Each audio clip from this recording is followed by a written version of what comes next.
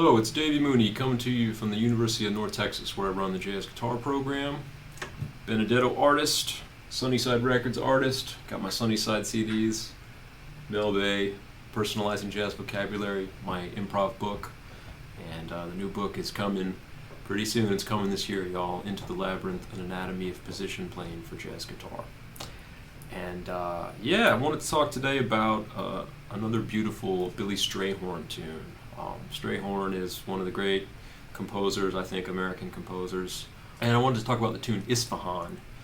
I've done, in my improv class, I do a lot of Strayhorn tunes. Sometimes I do Daydream. What else do we do? Blood Count, we've done. Isfahan. There's a whole series of beautiful tunes that he wrote. Flower's a Loathsome Thing, Lush Life, of course. But this one is very sort of playable. Not that they're all not playable, but like a lot of these songs, they aren't really written for people to take modern jazz guitar solos on. We did Chelsea Bridge last semester as well, and I did a video on that. But this one is a real Johnny Hodges feature from the Far East Suite, one of my favorite Ellington records from late 60s, 67, I think.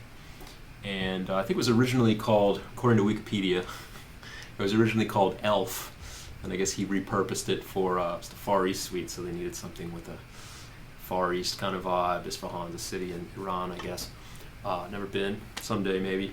But it's a great tune, and I want to go through the harmonies and also point out some elements in that original arrangement that I think get left out in other versions. I really love the Joe Henderson version from the record he did of Billy Strayhorn's music.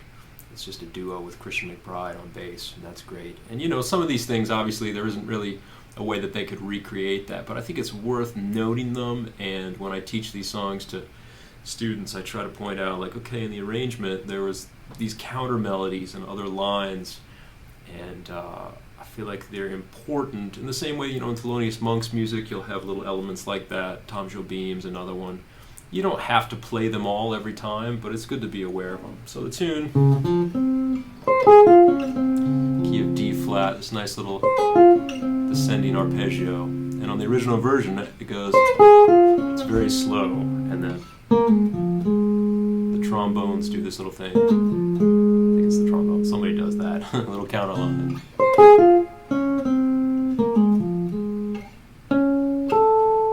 Then like a B flat major 7. And the counter line is a little chromatic descending thing from C to A flat, so it's kind of like B flat major 7 and B flat dominant 7. You don't really know, and since Johnny Hodges is always kind of bending the notes anyway, you think like, okay, well, it's B flat major, maybe it's major 7, maybe it's dominant 7, maybe it's somewhere in between there. So you got this.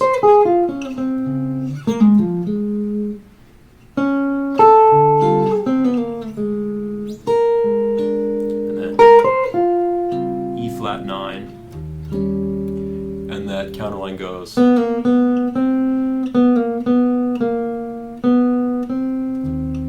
This little toggle between the flat 13, the 5th, and the 13, kind of nice against that 9 in the saxophone, in the melody.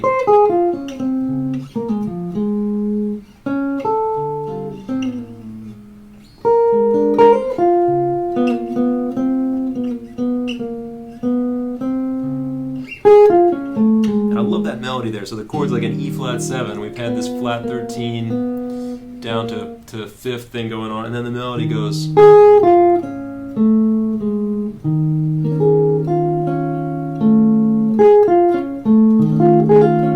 Whatever that is, it's kind of the perfect 4th, 9, flat 7, sharp 11, down to an A major 7 chord, and the melody's the major 7 of that. So we got. And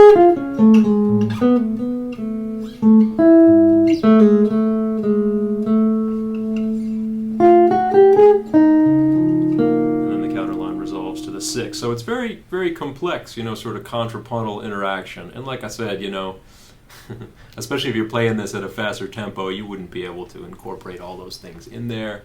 And if you're a guitar player, which I imagine you are, many of you, it's hard to get, we only have so many fingers. But like I said, it's kind of cool to know that was going on, and that maybe that's in the in the background of the composition of this tune. So the next part, so I guess I should go over those chords one more time. So you get D flat major 7, B flat major 7, B flat dominant, what most people play, then E flat 7 for 2 bars, then A major 7 for a bar, A flat 7, D flat for 2 bars, D flat major 6. Then the next part you got G minor 7 flat 5, C7 F minor. And the counter lines here, there aren't really, it's more of like it's arranged for the saxophones, kind of close harmony vibe. Although it's always cool to hear Harry Carney in there, the Barry sax, very prominent. And then it's minor 2-5 and G minor. So you have minor 2-5 to F minor, minor 2-5 to G minor. So we're getting further away from D flat, obviously F minor is the 3 chord, but then 2-5 to the minor on the flat 5, D flat, right, and then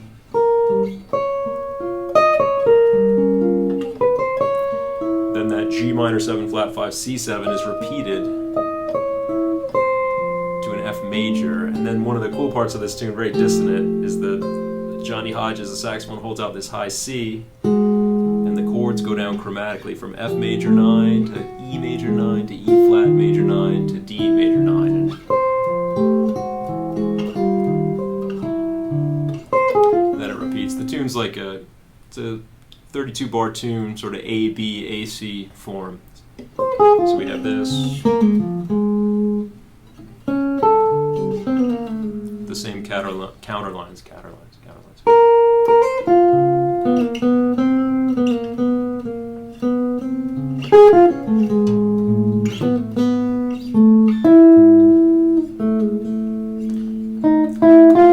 And this is my favorite part. So going into the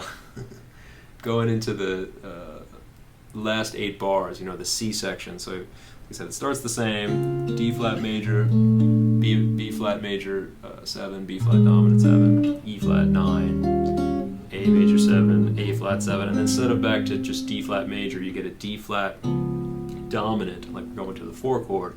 But there's this really cool sort of I can almost think of it as kind of like Black Sabbath heavy metal baritone sax line right there. So when it goes to the D flat 7, the Barry goes. I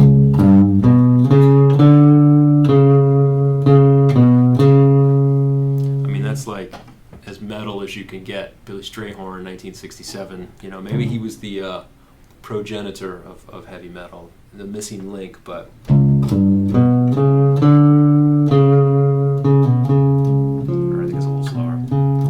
Again, I try to put that line in there when I'm playing this tune. It's D flat, I got the 7 string so I can play it. G, so the flat 5, B or C flat, the flat 7, D flat, D.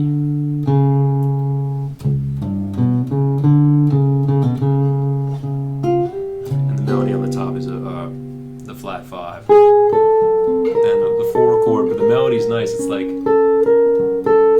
very dissonant, goes back and forth from I almost feel like it's a kind of a G flat diminished to G flat, although that's not really suggested by the harmony, to a C7. So there's this cycle of dominance. It almost reminds me a little bit of a Come Rain or Come Shine right here, the cycle of dominance in the last section. So C7 altered, F7, the melody is on the C7 the melody is the sharp 9. On the F7, the melody's the sharp 11, flat 5, and then the sharp 9 again, then B flat 7. There's a little break that's really cool in the recording because it's so slow. And then this is the last part of the melody. This reminds me of a prelude to a kiss there too at the end. So you have that same melody from the beginning, but the harmony it goes to that C natural is the 13 of E flat 7, and then up to an A flat 7 with the flat 9, natural 9, the 6, and against that you have a little line. The melody's down there, and there's a saxophone line up here on the F natural and the E flat 7. It stays on F natural, and then when the melody goes up to B flat, that F natural goes down to F flat, flat 13, and then down to the 9. So really beautiful tune, very sophisticated harmonically, a lot of chord changes, and those beautiful counter melodies and counter lines going on that, you know, I don't play them all exactly like I said, but I'm aware of them, and sometimes I'll make little references to them. And this tune it's funny too because it's in D flat, which, you know, a lot of Billy Strayhorn tunes are in D flat, and I feel like the harmony almost seems a little more complicated than it is because of the key that we're in, right? You know, if we were in C, the first part would be like C, A7, D7, A flat 7, G7, C. Like, you wouldn't be that freaked out by that. The way we maybe get freaked out then a 2-5 to E minor, 2-5 to F sharp minor. That might be a little weird. G sharp minor 7 flat 5, right? But it wouldn't. I don't know. I feel like somehow in D flat it feels a little funny, even though we play in D flat a lot. But you know, in the second part, if it were in C, you know, you'd have C7, then you have F major, B flat.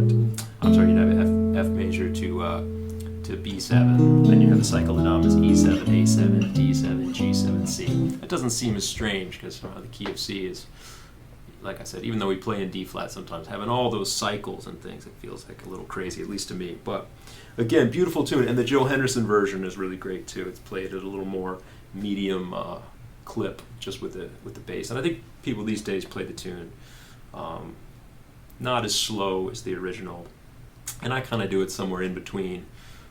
As I tend to, that seems to be what I do with some of these tunes, these ballads, is maybe not do them as fast as some people do, but not as slow as the originals as well. So I'm going to play a few choruses on this and explore some improvising ideas. You know, it's, in a certain sense, I just kind of, again, just try to hit the changes. And the progressions themselves are not, it's a very functional harmonic tune, as we talked about. You've got basically like 1, 6, 2 dominant, then 2, 5, 1 basically, although the 2 is a tritone sub, and then some cycles, minor 2, 5 cycles, that descending thing from F major chromatically, which is kind of cool.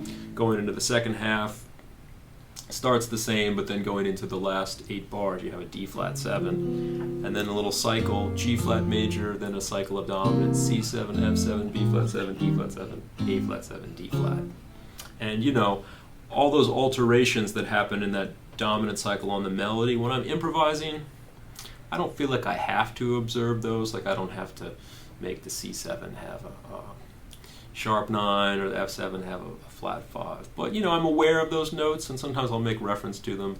Sometimes I kind of want to go my own way, so to speak, on the harmonies and choosing whether to alter the dominants. But like I said, it's a beautiful tune. I highly recommend the Far East Suite. There's a great stuff on that record. Some tunes that we don't know, that don't get played as much as Isfahan. And of course, the Queen Suite is my favorite, and I believe much of the stuff on that record is Strayhorn, though I guess Single Petal of a Rose must be Ellington's. It's his solo piece. But yeah, man, one of the great geniuses of the music, and hope you enjoy. I'm going to play a few choruses on it. Right.